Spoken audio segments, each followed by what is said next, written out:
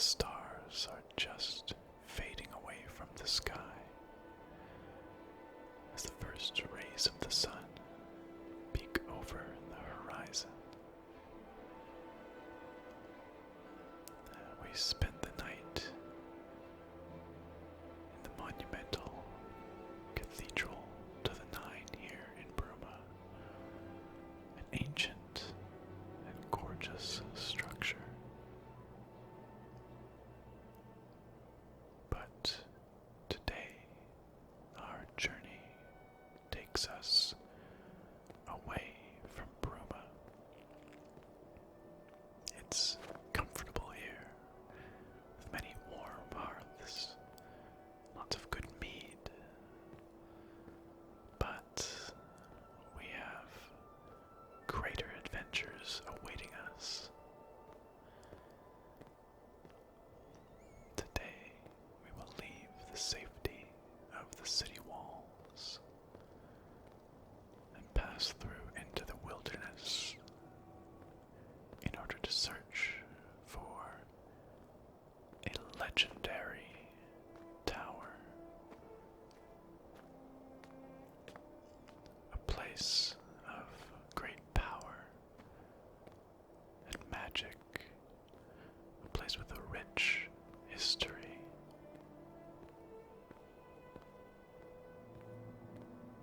A place that is well known by everybody around here. That place is Frostcrag Spire. You can see it in the distance, perched on a mountaintop.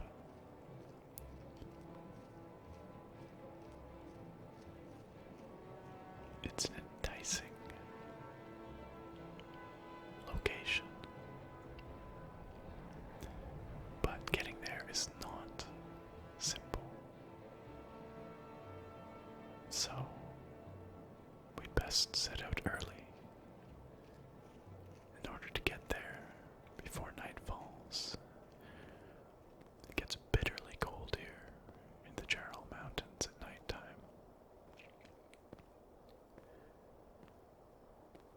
We're going to be heading towards Jadenall, although we will leave the road well before we reach that town. Let's get on our way.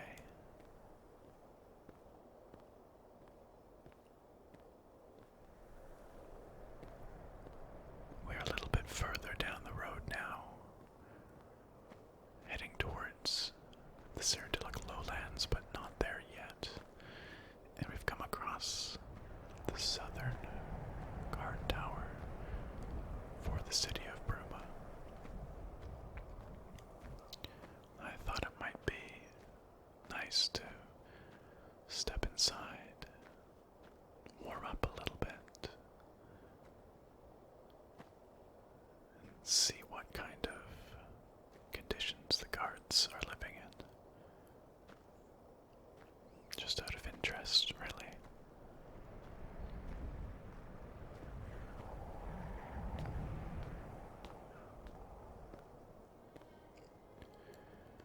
Well, for one, the floor is snowy, which suggests that it is not very well protected in here, but they appear to be well supplied.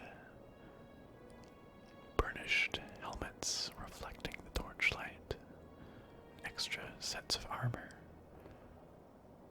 perhaps for new recruits that might come out to the tower. In this day and age, I don't think there's that much that the citizens of Bruma need be afraid of, at least not in terms of organized armies coming to take their city. And yet we do see that the southern guard tower is occupied. Perhaps this guard just woke up. And it could be that these guards are here more to protect from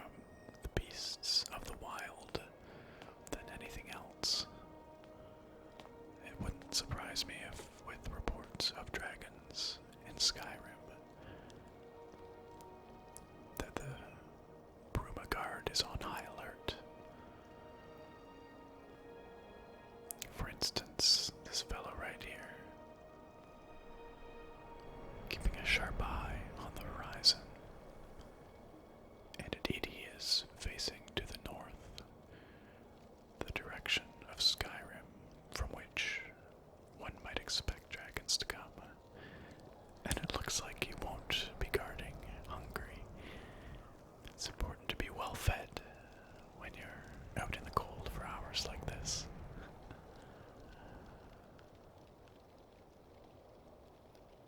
And although this fire is not casting much light right now, I suspect it's pretty crucial at nighttime. And perhaps it's a signal fire. Difficult to say.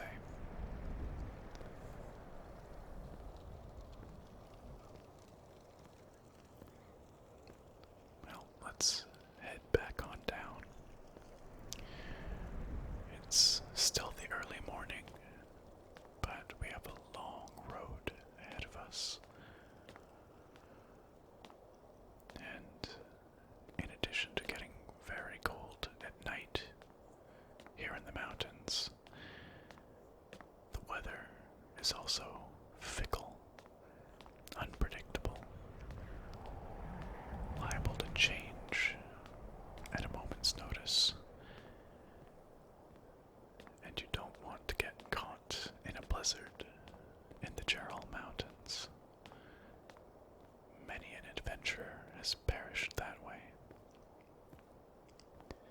So we best carry on while the weather is still good.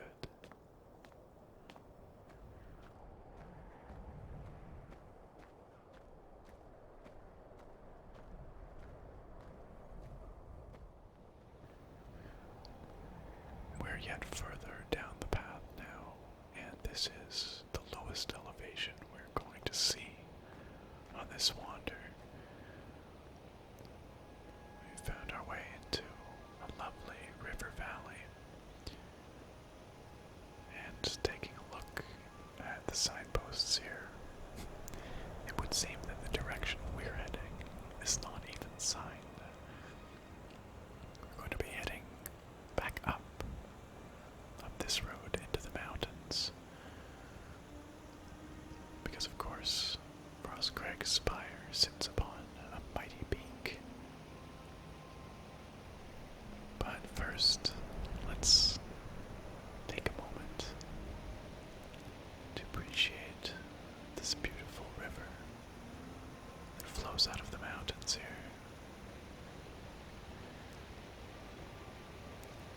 I do not know the name of this river, but it's very picturesque. Meltwater from the snows that fall on the great peaks, and no doubt it flows down the mountains and empties into the Nibbin at some point. It makes its way out to the great sea. But here at its headwaters, it's very lovely. Cold though, I'm sure, so we're not going to attempt to ford it or to cross it. We're going to stick to the main path for now, which is clear of snow, should provide easy going. A little further up the road, however, we must leave the main road and brave the wilderness.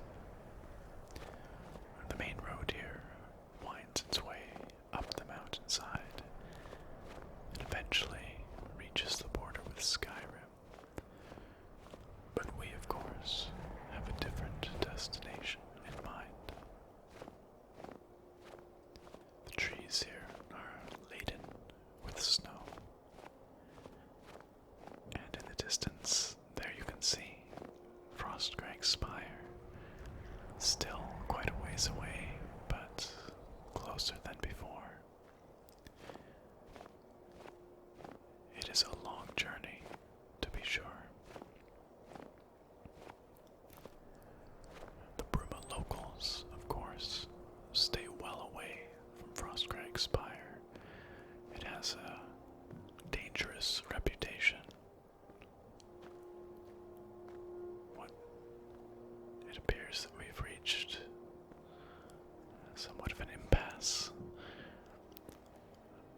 icy ravine with chill water in the bottom. But we have to continue on to Frostcrag. We can't let this stop us. Whatever shall we do?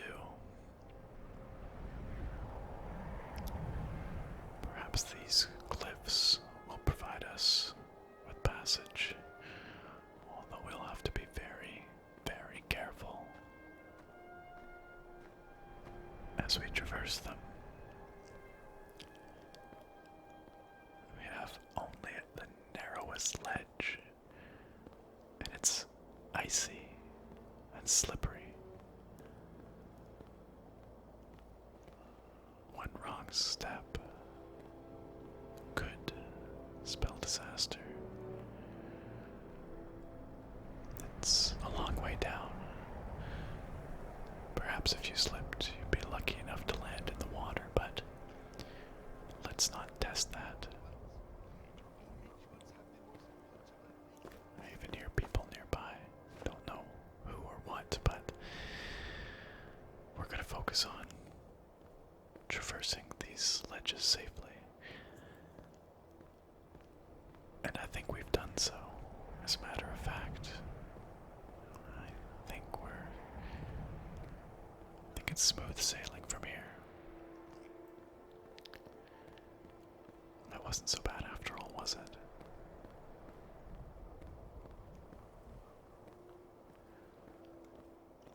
Looks like there's a bear alongside an icy lake down below, just minding its business. Frostcrag perched above everything. It is somewhat surprising that it's not been a more popular site for looters and treasure hunters over the years.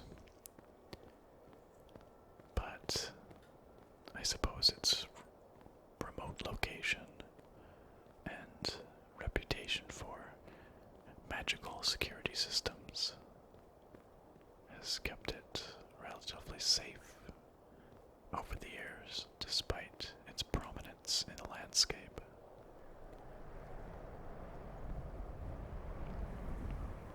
Just make our way down this slope, and there we are, safely across, without any danger befalling us.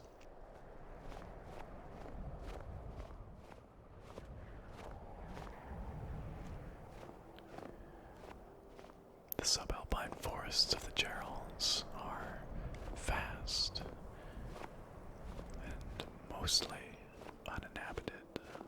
They're not the most hospitable part of Cyrodiil. The Wizard's Tower looms above us still, guiding our way. We are getting closer, slowly. It's closer to midday now,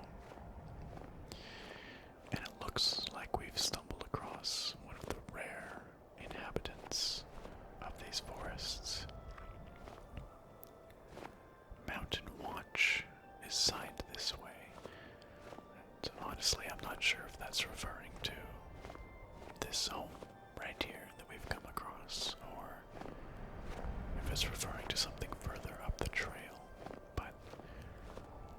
Let's take a look at this structure before we carry on our way. The construction style in and around County Bruma is unique in Cyrodiil, as it's much closer to the Skyrim style than other parts of the province. Steep, peaked roofs are perfect for letting the snow slide off, and many of the carvings these buildings are adorned with, for instance on these pillars and on the mighty doors here, are reminiscent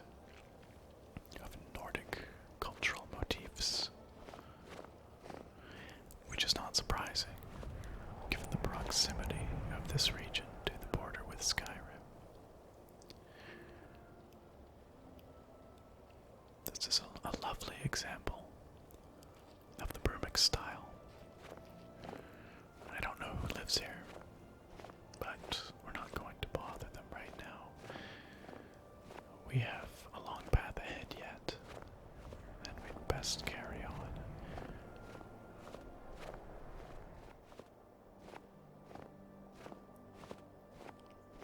The weather appears to be holding, and we're inching ever closer to Frostcrag Spire. It guides us like a beacon.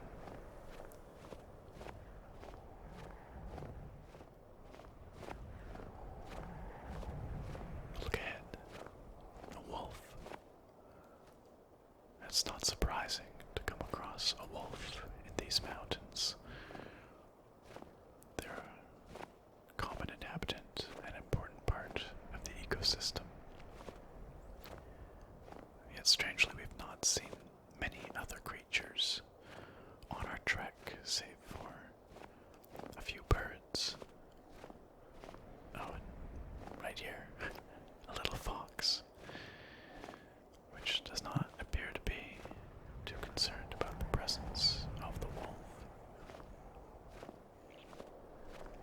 Although I suspect when times are hard, the wolves probably do hunt foxes. And it looks like at last we're leaving the forest and we're beginning our ascent up the slopes of this unnamed mountain. The scale of this landscape is honestly staggering. The mountains craggy and stark. It's no wonder that people don't travel here very often. It's not easily traversed.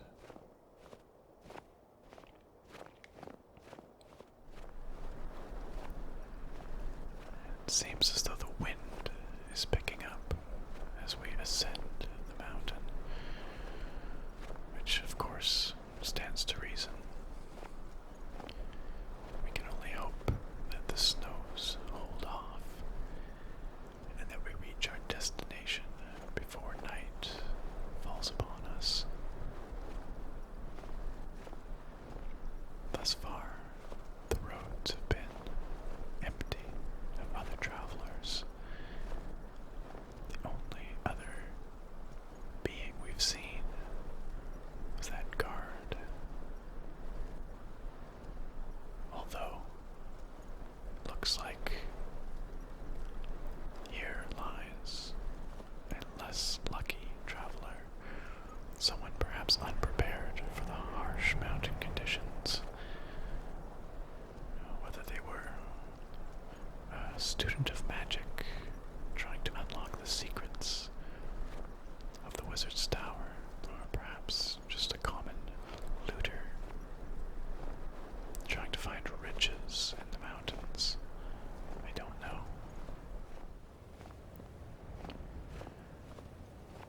We're getting quite close now. You can see the spire just ahead. It shouldn't be long before we reach it now. But it is late in the afternoon. The sun is beginning to slip towards the western horizon. So we must make haste, lest we get stuck out here in the darkness and lose our way.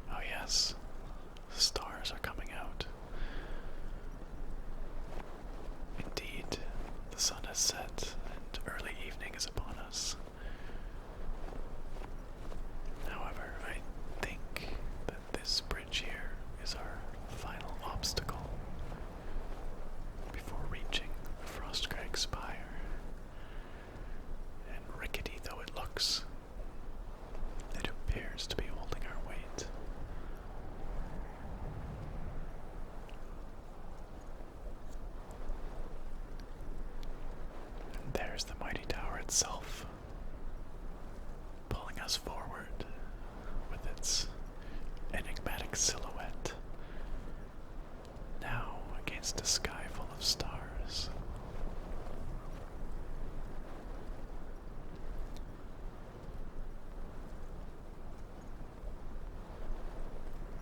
We did not quite make it to our destination before night fell, but I'm confident that we're close enough now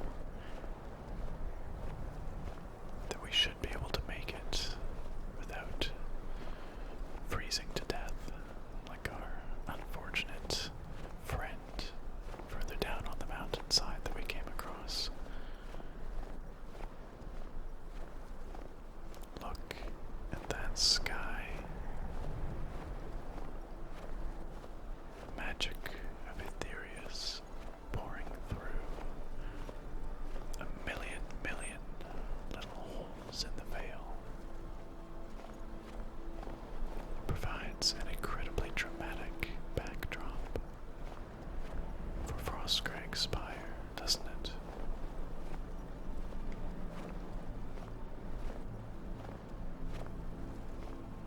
And look at this. There appear to be magical beacons on the way up to the tower, still glowing and lighting our path after all these years. Frostcrag Spire itself was constructed in the waning years of the Third Era, and it's famous for being the abode of the Archmage of the Arcane University at the time, one Terrace Rendell. It said that he was looking for a retreat from which he could keep watch over the entirety of Cyrodiil, yet remain in solitude, away from the worries of the rest of the province. And so he designed Frostcrag Spire as his perfect retreat with everything he could need,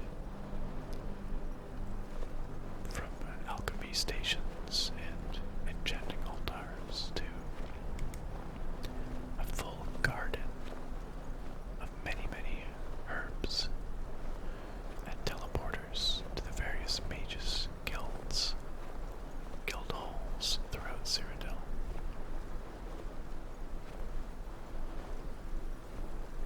And evidently, he infused the brick and mortar with much of himself, his own soul, his own essence, so that it retains that magic to this day.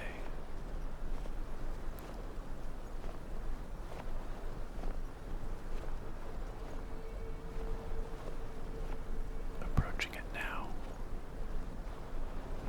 with the wind whistling past, and the starry sky sparkling above, one can feel Rendell's presence suffusing this place with magic.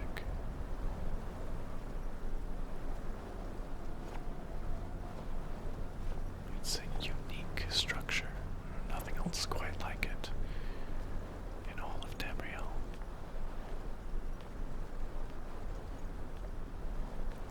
We'll head on inside in a moment.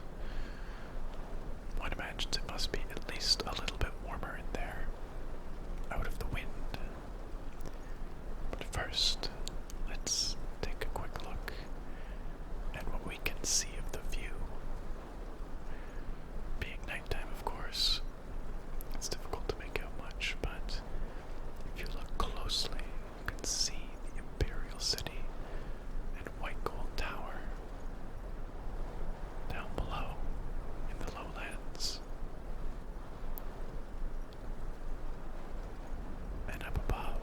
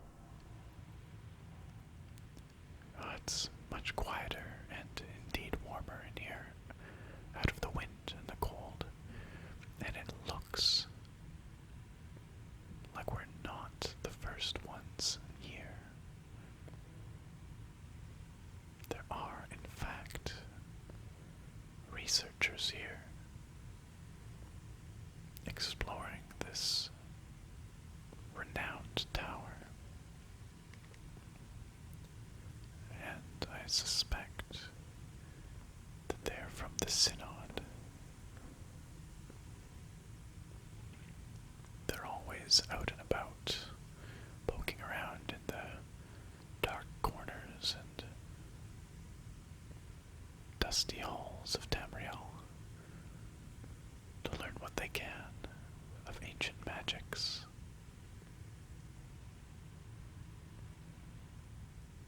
I could be mistaken about that. Nevertheless, they've made things a bit more hospitable in here by providing a bit of warmth and light, which is a welcome thing for us, to be sure. Our journey has tired me somewhat. And them too, evidently. This enchanting altar looks to be significant in some way. Positioned as it is here, opposite the entrance. It's difficult to say exactly what about it is special, but I can feel the magic emanating from it.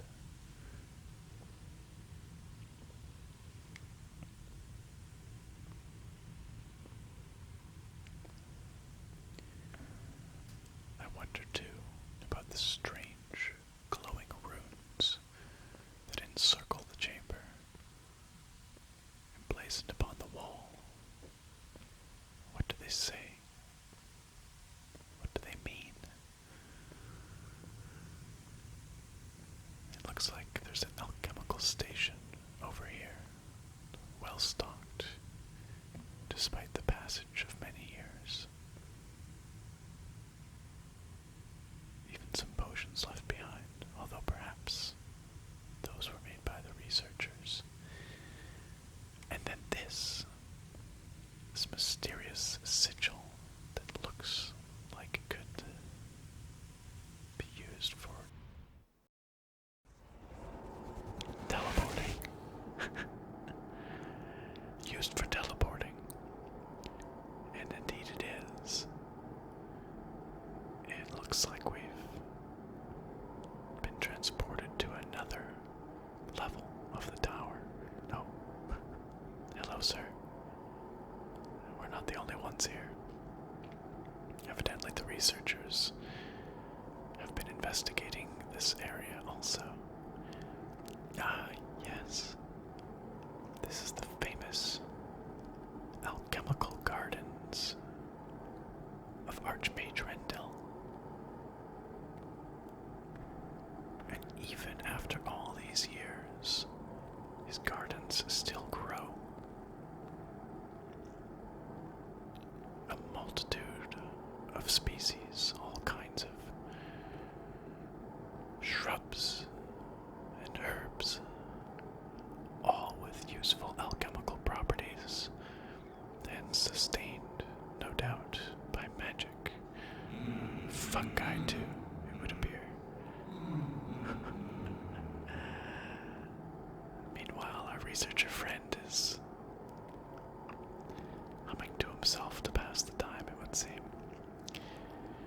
This is a very exciting find for anyone interested in alchemy, as there could be species here that have perhaps gone extinct elsewhere in Tamriel, but that are preserved here by the magic of Terrace Rendell.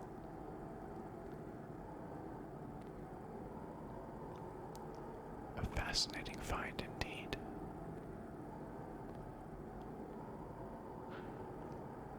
It would appear that there is another teleportation plate, and I expect it will take us to the top of the tower. Let's find out.